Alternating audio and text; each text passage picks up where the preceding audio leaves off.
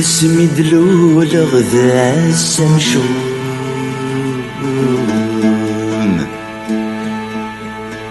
ذق فوسيد شمس اغل هموم لكن ورثيتي خير مرامان لو كانوا لي وذاج الطوم أثيرغ داخل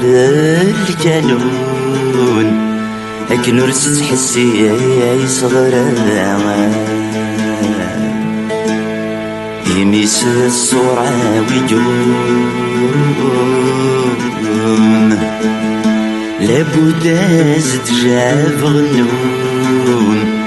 يمر ذي السيان رامان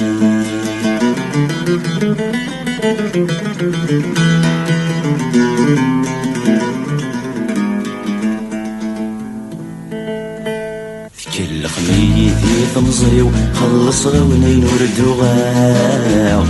اسمي مولانيو المحامينا كل سرماو المحنة نجر يغسيو وقبل درس الموتيو هاين ياكو يجمع وليو السيلسي وثين ظناو السيلسي وثين ظناو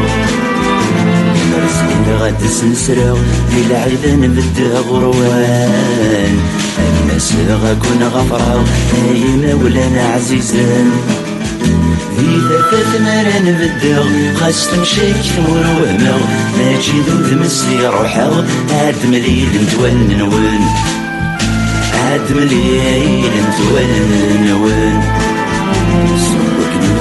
يتعقل امي نادي يرول في الليل فهم الطوثي والحلال ويسن كان ما ثمثيل هذا سن سخر بغل شغال هذا سن يعرق ووال تاجر من ميعقل تدر تدعجل غوري تدر تدعجل غوري يجيك ذا سيرم تركيثي والظلرام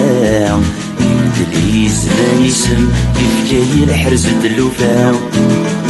ثبورت الحس تليزم فلسنا ورقتي وتوشم دورة السدنيا تصجم طول عماري تمر كام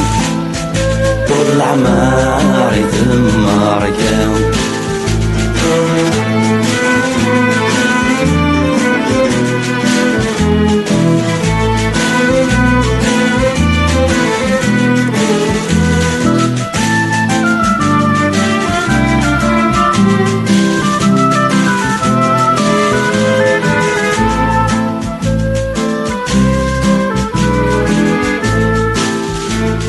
Monsieur le Président,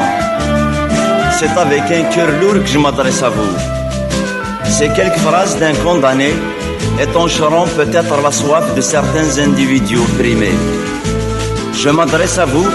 avec une langue empruntée pour vous dire simplement et clairement que l'État n'a jamais été la patrie. D'après Bakounine, c'est l'abstraction métaphysique, mystique, juridique, politique de la patrie. Les masses populaires de tous les pays aiment profondément leur patrie. Mais c'est un amour réel, naturel, pas une idée infecte. Et c'est pour cela que je me sens franchement le patriote de toutes les patries opprimées.